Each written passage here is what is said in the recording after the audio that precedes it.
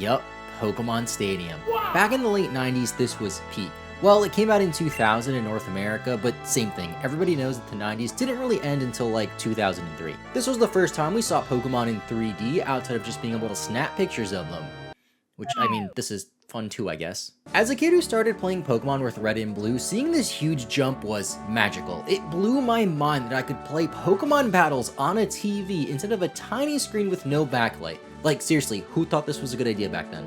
I played Pokemon Stadium so much as a kid, but never really knew what I was doing. There were so many game modes to play with the various battle tournaments, and then the mini games of course, because every game from this era tried to be Mario Party. The game mode that interested me the most in Stadium though was the Gym Leader Castle. This ominous castle was a gauntlet of battles based on the gym leaders in the Elite Four from Pokemon Red and Blue. You'd go through and beat the Elite Four to become the champion, and I always saw this as the way to beat Pokemon Stadium. There's just one issue though. Despite pouring countless hours into this game, heck, this is probably my most played game from this era, I could never beat the Gym Leader Castle. There were a few reasons for that. For one, I was just a small child and I couldn't beat this, and for two, this game is actually really difficult. When making your team, you have the option to use rental Pokemon provided to you by the game, but some of these are just really bad. Like, why doesn't Golem have Earthquake or Rock Slide, but instead has the inferior moves like Dig and Rock Throw? Most of the rental Pokemon were complete garbage, but there were some decent ones out there like Jolteon. It had Thunder, Pin Missile, and Toxic on a pretty fast Pokemon. Sign me up. The smart thing to do for this challenge would be to use your own Pokemon that you trained up in your own copy of Red, Blue, or Yellow, but the team scaled to match your highest level Pokemon, so rental Pokemon were always easier as they were all the same level, and it made me feel like Ash in that one episode of the anime when he used rental Pokemon instead of his own team. And look, you read the title of this video so you know what's coming. Yup, bam, that's the official battle guide for Pokemon Stadium on the N64. We'll be playing Pokemon Stadium how Nintendo intended, and yeah, I whipped out my N64 and got this HDMI converter so I could actually record it with modern hardware. I tried to go as authentic as possible for this video, so if you think that's cool, consider leaving a like and subscribing, or just don't, I guess. I don't know you. Pokemon Stadium Official Battle Guide by Brady Games. I know that there's a Prima guide and there's also a Nintendo Power Guide, which is like more official. This is the one that I have. It's still got the Nintendo seal of approval and the N64 logo. You can't just slap that on anything. On the back, we have attention all Pokemon trainers. Are your Pokemon strong enough to compete against the best Pokemon trainers of all? It's time to find out against the greatest, most grueling Pokemon challenge yet. Round up your top Pokemon, cause with this essential guide, you'll be the Pokemon master to beat. That's what I'm trying to beat. Pokemon representatives by type. Almost any Pokemon in the game can be a powerful fighter, an important member of your team, but there are a few that stand out from the rest. Remember that the best Pokemon know attacks of both of their types and other types. Be sure to use HMs and TMs you found in your Game Boy Pokemon games to teach your Pokemon new techniques in Pokemon Stadium's Pokemon Lab. Normal type representative is Tauros. It's Gen 1 after all, that makes sense. Ground and Rock are just combined into one for some reason for Golem. You gotta love some of the things these old guidebooks say. They have their own special charm, and it's a shame that we don't get them for newer games anymore, as after the GBA era they became more sterile and lifeless with less jokes and funny bits for you to make videos on. The guide then of course has a section on the Gym Leader Castle, and man would it be great to be able to beat this after trying so hard as a kid and coming up short. This has been 25 years in the making, so now let's pick up our team and get ready to challenge and play Pokemon Stadium how Nintendo intended it. I popped in my copy of Yellow version so I could use some of my own Pokemon, the same copy I used for that Professor Oak's challenge video a few months ago, so it is packed with stuff we can use, or so I thought. The guide suggests you use your own Pokemon from your own copy of Blue, Red, or Yellow. I know it sounds weird listing Blue first, but the guide does that all the time anyway, so I guess we'll just go with that. I have a Moltres and Articuno in my Yellow version at level 50, both of which are just better than the rental sets that they offer and would work pretty nicely. As a kid, I would exclusively use Articuno, Moltres, and Zapdos in this section. I thought they were the best Pokemon because they were legendary Pokemon, but having a full team weak to Rock would explain why I could never beat Giovanni. Seeing as the Pokemon scale to the highest level of what you brought in your cartridge game, we can really only use our 2 level 50 birds without having to worry about annoying level gaps. I would love to bring my level 70 Mewtwo that I caught, but then every other Pokemon would be much lower level. You create a team of 6 Pokemon, but only bring 3 to each battle, with 3 trainers appearing before the gym leader of each section. These trainers before the gym leader resemble the progression you'd face in Red and Blue. For the trainers before Brock, we have the Bug Boy, much like the trainers you'd find in the Viridian Forest, a lad who resembles the trainers you see on Route 3, a bit after his gym, but still counts I guess. And then a junior trainer who has a Diglett that reminds you of the junior trainer you face in Brock's gym when you're light years away from fighting him. Then finally, the rock-hard trainer himself, Brock. It even has a description of each trainer with what Pokemon they use, what types are good against them, then a bit about them like this about the Bug Boy. What do we got for Bug Boy strategy guide? Suggested types, fire and flying. As his name suggests, Bug Boy specializes in bug Pokemon, and that's all he's got. A selection of poisonous and regular bugs, as well as a single flying Butterfree. His lack of variety makes Bug Boy an easy trainer to beat. Bugs are weak to fire, poison, flying, and rock Pokemon.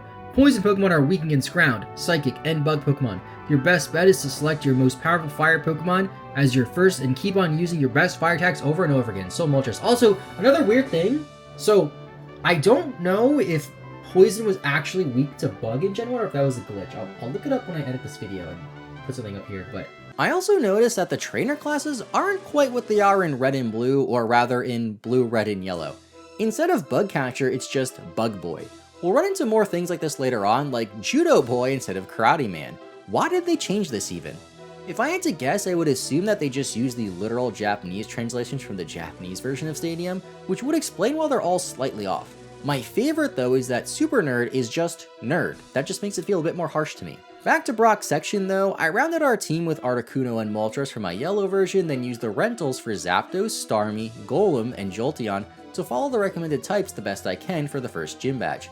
For Bug Boy, I brought Moltres, and to my surprise, it was slower than the Bug Boy's Weedle. I don't understand how this happened, but I'm convinced that NPCs in Pokemon Stadium just cheat, and we'll see more examples of that later on. This Weedle, or Weedly, yeah, the trainers have weird nicknames for their Pokemon, goes down in 2 shakes of a lamb's tail. You might also notice that some of the opposing Pokemon have different color variations, which look like they would be shinies, but in Stadium, nicknamed Pokemon have different colors to help differentiate which is which is a pretty nice touch. For the lad, it says how he has poison types and they're weak to bug. I always forgot that was a thing in Gen 1 by the way, although bug is still really bad in Generation 1. The guide even outlines this when talking about bug types at the start of the guide when explaining each type and their type representatives. And for bug Pokemon are good for one thing and one thing only, to battle against psychic Pokemon. Sadly, most bugs don't have very good stats, and you're probably better off using a Jolteon equipped with the bug technique Pin Missile. Bug representative, Scyther. You can, and probably should, beat Pokemon Stadium without ever using a bug Pokemon.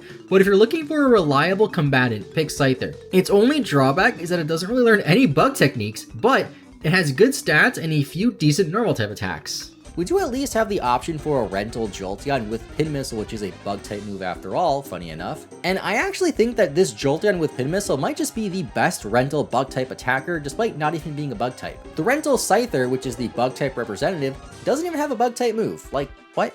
Finally then we have Brock, which the guide says, Brock hasn't learned anything since his Game Boy days. His dual rock and ground Pokemon may be strong, but a team of water and electric Pokemon can easily take them. Don't confuse a rock and ground Pokemon. Rock types are actually susceptible to electricity, whereas ground types are immune to it.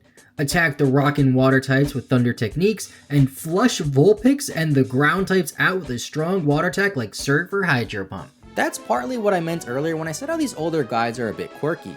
Rock and ground are completely separate types, and the guide often just lumps them together, so maybe that's why people were confused by them. I did like how Brock's team is expanded on to have an influence on Pewter City with the fossils, then Vulpix like he had in the anime. A bit odd how it's just electric types when half of his team is ground type, but I do get it for his Omanite, I guess. Jolteon and Starmie make short work of his team for our first gym badge, and now we have Misty so we can get ready for the trainers in this section and pick a whole new team. Suggested types electric and ground. You've got to give this junior trainer credit for at least attempting to create a team with lots of variety. Fortunately, you can put together a team that takes care of each one of their Pokemon. An electric type defeats Pidgey and Seadra, Voltorb, Jigglypuff, and Kadabra are no match for a strong ground or ground rock type Pokemon, and you might as well bring a good water type in case Diglett rears its head. For a lot of Misty's section, Jolteon works wonders being an electric type Pokemon, although its only electric move is Thunder, which is a low accuracy move. There were actually points in this where I would miss 3 of 4 Thunders, which is another reason why I think the RNG in this game is rigged. I don't know if that's just me being a bitter PokeTuber, but seriously, how did that Weedle outspeed me and why am I missing all my moves? Just like Brock's section though, all of Misty's trainers resembles trainers you would fight in Red and Blue around the section of her gym, then her team is just all water-type Pokemon. She does have a Blastoise, which is a really neat addition to her team, and then the guide suggests Bugs specifically for Starmie, but there really isn't a usable Bug-type rental like we discussed earlier, so I just used Jolteon with Pimissile to get through her, although Thunder is just better as it's also super effective. Then after using the Electric-type Pokemon Jolteon for so long, next we have the section for Lieutenant Surge with all of his Electric-type Pokemon. Next up is Surge. Interestingly, for his first trainer, it says Flying types are one of the recommended types. That's kind of weird. And then for Surge himself, recommended Ground. A clear choice, leave your Water, Electric, and Flying Pokemon at home. It's a good idea to bring a Pokemon that is not too susceptible to water. In your case, your opponent uses both of his Chews, Pikachu and Raichu, and hits you with Surf before you can dig. For Surge again, it basically says use ground types, but I thought it was funny how over here it says, remember, even though Magnemite and Magneton hover, you can still use dig against them. Kind of like foreshadowing the Levitate ability a little bit, which is really funny. And then, Magnemite and Magneton don't even get the Levitate ability, so it's even funnier. Here we have some trainers that resemble trainers from the SSN, so naturally I opt to use Dugtrio. Ground type is recommended for a few of the trainers in this section, and it also fits because Lieutenant Surge's gym in Vermilion City is conveniently located next to the Diglett's tunnel, where you would first catch a Diglett or Dugtrio anyway. Another quick thing I noticed about Pokemon Stadium was how there's a section where you can actually see the location of Pokemon in the Kanto region in your Pokedex, and it will show you a 3D map of Kanto, which I've never seen before. This was the first time we were ever able to see the Kanto region in 3D like this, and this made me really wonder what it would have been like to have Red and Blue port the N64 in 3D, but unfortunately that just never happened. The AI in this game isn't always rigged against me though, as you saw with Lieutenant Surge, who led with Voltorb, saw me go for Dig with Dugtrio, then just went for Explosion. We took no damage from this as his Voltorb just dies for no reason, then he sent out Magneton, which then fell to the Dig, allowing me to essentially get 2 KOs in one turn in a single battle. These earlier gym leaders were pretty easy, but later on we'll be in some trouble. Before we fight Erica, let's see what the guide says for her section. So Trainer 1, last suggested types, Ice, Water, and Grass. 4 normal types and 2 Pokemon that are absolutely hate the cold.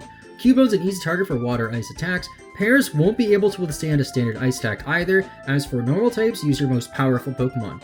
You might want to try to put them to sleep or confuse them. Why?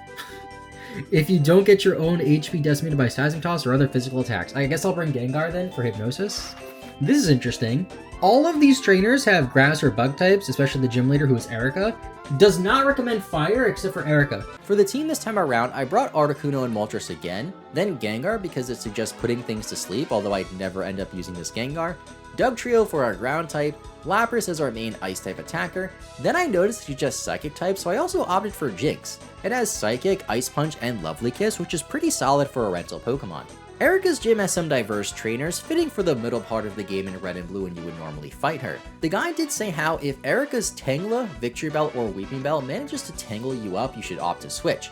I don't really know if that's just a pun saying to switch out if you have a hard time against these Pokemon, or if the guide is telling me to switch if I get hit with a move like Wrap, because you can't normally switch out if you're affected by Wrap in Generation 1, which is another reason why Wrap is one of the most overpowered moves in Generation 1. Moltres does quad resist grass type Pokemon and has Fire Blast, so yeah, that was pretty easy, and now we're on to Koga's gym.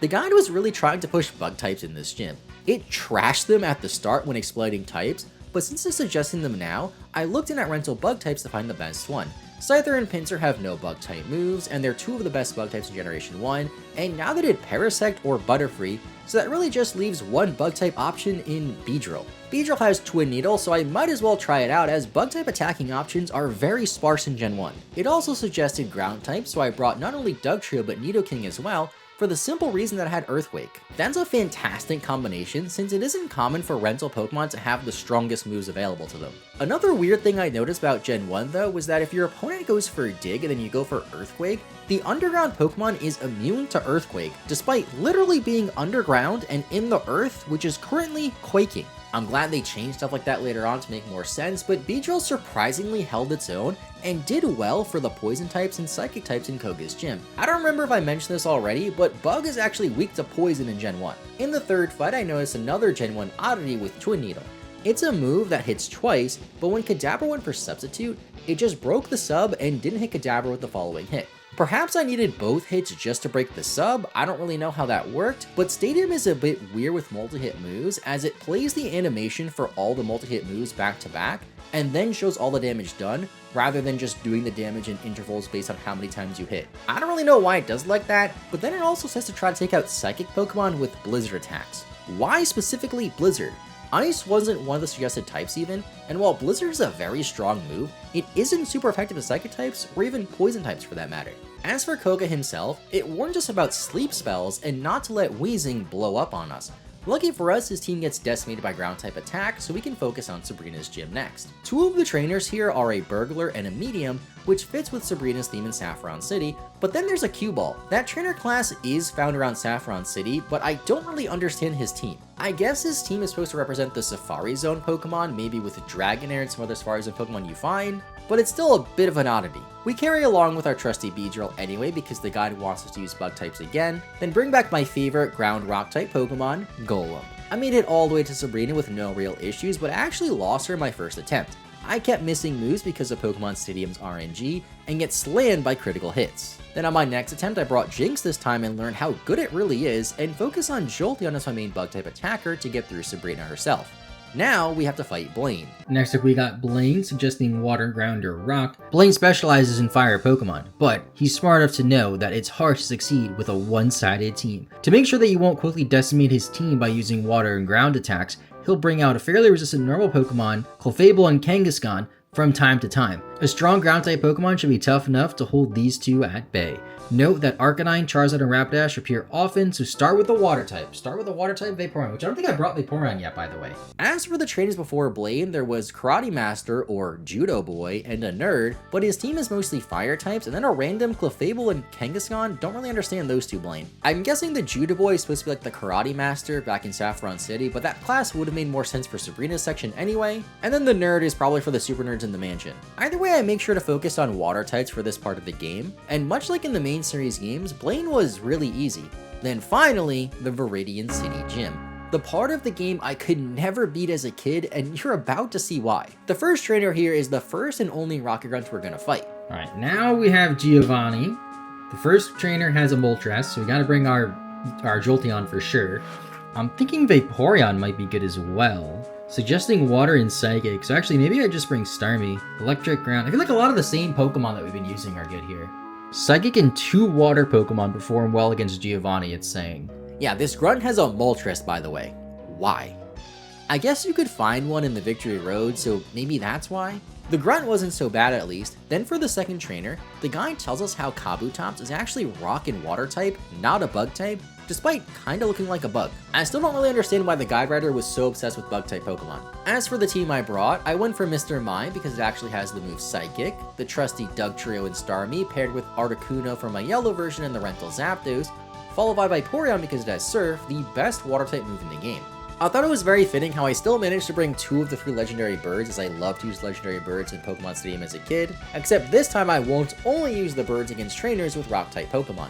And yeah, this section really ramped up the difficulty. I lost a couple of times before even facing Giovanni. I lost to the third trainer, the cool trainer parentheses male close parentheses, because he has a Zapdos. And of course, his Zapdos would never miss Thunder, while mine always missed Thunder, and his would always get the Paralysis, while mine never would. This went on for quite a few hours actually, until I decided to take a break. I would either lose to the same trainer or make it to Giovanni then lose to him. I had been playing Pokemon Stadium all day at this point, and it was clear to me that using mostly rental Pokemon was putting us at a clear disadvantage. Lucky for us, it's pretty easy to get good Pokemon in Generation 1, and even easier to get them level 100, so I followed the guy's advice that it had at the start, and used only Pokemon from the main series games and no rental Pokemon this time around. I made a brand new team in yellow version consisting of Dugtrio, Tauros, Zapdos, Slowbro, Starmie, and Mewtwo, all at level 100. And yeah, Mewtwo is by far the best Pokemon in Generation 1, and we're definitely gonna need him. Before facing Giovanni's section again, I make a detour to check out the mini-games, and I never really understood the Clefairy one as a kid, but now I realize it's just remembering which way they point and look at the Stadium mode a little bit more. I do have to say though, my favorite minigame was definitely the Lick Tongue Sushi minigame. As a kid, I didn't really know what sushi was, and I had no idea what all this food was, but I thought it was so funny running around and just like gobbling up this food. Back to Stadium Mode though, this is a series of tournaments with different roles and 4 different cups from Pokeball Cup to Master Ball Cup.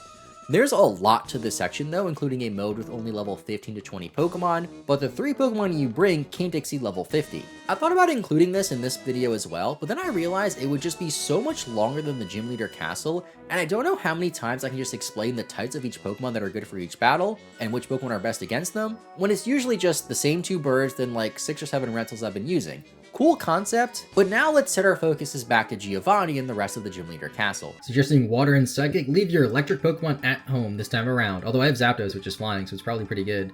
A combo of Psychic and 2 Water Pokemon perform well against this crew.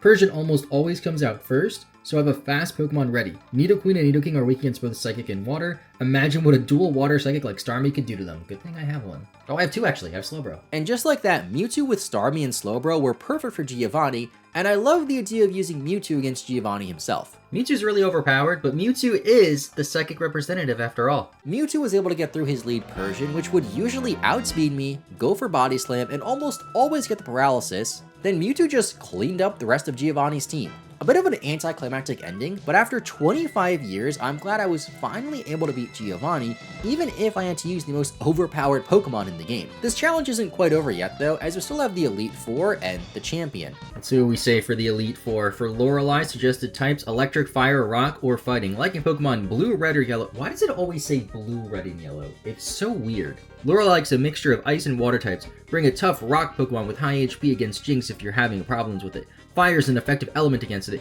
but it's also a gamble since an Ice Punch from Jin can easily wipe out a fairly powerful Fire Pokemon. What are you talking about? That's not really how that works. Your best bet is to use strong electric types and use Thunder. Watch out for Cloyster. This volatile shellfish likes to self-destruct when it doesn't feel like fighting anymore. So unlike the gym leaders, each Elite Four member just appears in a row and they don't have their own full section, which made it actually a bit easier, and I would actually say that the Elite Four was just easier than Giovanni's gym. For Lorelei's battle, I brought Tauros because it covered a lot of Lorelei's Pokemon, but ended up falling early so Zapdos can finish the fight. It was so nice having Thunderbolt over Thunder, as Thunderbolt is 100% accurate instead of missing all of those Thunders. Like I said before, there were multiple times where I'd use the rental Zapdos and miss 3 of 4 Thunders. I don't get it. Now for Bruno, suggesting Water, Psychic, and Flying, of course. Bruno may have assembled a powerful team of Pokemon, but he owns Fighting and Ground/Rock Pokemon only, which make him very vulnerable, just like in the main series games. Any powerful Water Pokemon will take care of the Ground types with Surf, but you also need to bring either a Psychic for the fighters or a Flying type Pokemon that knows Drill's Peck for a similarly powerful Flight attack. And yeah, we all know Bruno's a pushover. He's like basically a hiker, even in Pokemon Stadium, so let's go on to Agatha. I love how they just gave up and made Agatha a poison type user, as she even uses a Venusaur. It seems like they didn't want trainers to have repeat Pokemon like they did in the main series games, and yeah, to nobody's surprise, the guide suggested bug types again. And now for Lance, suggesting Electric, Ice, and Water. Don't let your experience with the Game Boy Pokemon games mislead you. Although Lance still owns a Dragonair, he relies far less on Dragon-type Pokemon this time around. Perhaps he learned his lesson with your Ice-type Pokemon wiped him out last time around. Dragons are susceptible to Ice attacks, like Ice Beam or Blizzard. A strong Ice and Water type should do work against Dragonair and Aerodactyl, while an Electric type against his Flying and Water Pokemon generally works well. Zapdos or Jolteon shows his strength against Gyarados, Lapras, Aerodactyl, and Charizard, and Thunder can also cause considerable damage against Dragonair. Use Surf against Aerodactyl for a direct hit. Gyarados is super susceptible to electricity since it's both flying and water. For Lance, I slapped Ice Beam on just about anything that could learn it, as Lance surprisingly doesn't have a Dragonite in Pokemon Stadium. I found that very strange, as Lance is one of the most difficult trainers in Red and Blue, and an iconic feature of him is he has multiple Dragonites, then in Stadium he just has none. But with Lance out of the way, we have a final battle against Rival. Kinda weird how he's just called Rival. Final battle. Once you defeat the Elite Four, you have to brave one more battle, a standoff with your rival. You cannot select new Pokemon or restart the battle against the rival without beating the Elite Final Four again. Suggested types: Fire, Ground, Electric. Forget everything you know about the final battle in the previous Pokemon games. With the exception of his returning favorite Executor, Gary's got an all-new team. And what a team it is! 2 Psychics, 1 Water, 1 Grass, a Fire Pokemon, an Electric type, a Bug, and a normal one. Luckily, a strong Fire, Ground, Electric team should be able to put your rival in his place. As for individual battle strategies go, Slowbro uses Surf and Psychic attacks a lot, so protect your ground Pokemon types from it. An electric Pokemon is very effective against Slowbro, a strong ground Pokemon works well against Electabuzz, ground Pokemon works well against Electabuzz and Ninetales, and fire type attacks are the way to go against Exeggutor and Pinsir. And yeah, there you have it. I finally beat the Gym Leader Castle in Pokemon Stadium after failing so many times as a child. I relied heavily on Mewtwo, but it's still gonna count. Another cool thing about becoming the champion in Pokemon Stadium is you get a gift Pokemon that you can send to your copy of Blue, Red, or Yellow. It's a random choice Pokemon, so to say, like one of the starters, an Eevee so you can get the other evolutions, one of the Hitmons, or a Fossil to help you fill out your Pokedex. You get a random one each time you become the champion, and I managed to get Kabuto, which is pretty cool. It's nice that this is in the game to help you finish your Pokedex, but why is it random? Like, imagine needing just a Hitmonlee to finish your Pokedex in Blue version, but instead you go through the Gym Leader Castle so many times and get like 3 Hitmonchans and 4 Charmanders. So yeah, that was Pokemon Stadium how Nintendo intended it. It was a bit awkward to put together, as this game is all just a series of battles, and you don't really ever beat Pokemon Stadium, so to say. I know there is like the round 2 mode and you can fight Mewtwo at the end, but I still had a lot of fun revisiting the game and playing it for a few days, redeeming myself for what I could never do as a kid, struggling against this game for countless hours. If we look towards the back of the guide, we can also see a full Pokedex with a picture of each Pokemon, and I just love the detail and personality each Pokemon has in Pokemon Stadium, despite being an early polygonal 3D model on the Nintendo 64. Maybe I'm just a boring old boomer, but I feel like these older games have so much more charm and fun put into them compared to the more sterile feeling newer games. They really worked with what they had and made the best of it, and now that Pokemon Stadium is available on the Nintendo Switch Online, I highly recommend you guys try it out if you haven't already. I guess I could have also just played this game on the Switch for this video to record it in better quality, much easier, but something about being able to play this game on the same cartridge Pokemon Stadium I played as a kid all these years ago, and actually be able to use my own original Game Boy games like Pokemon Yellow for this, made this feel a lot more special to me. So yeah, thanks for watching, have a great rest of your day, and I'll see you next time. Bye bye.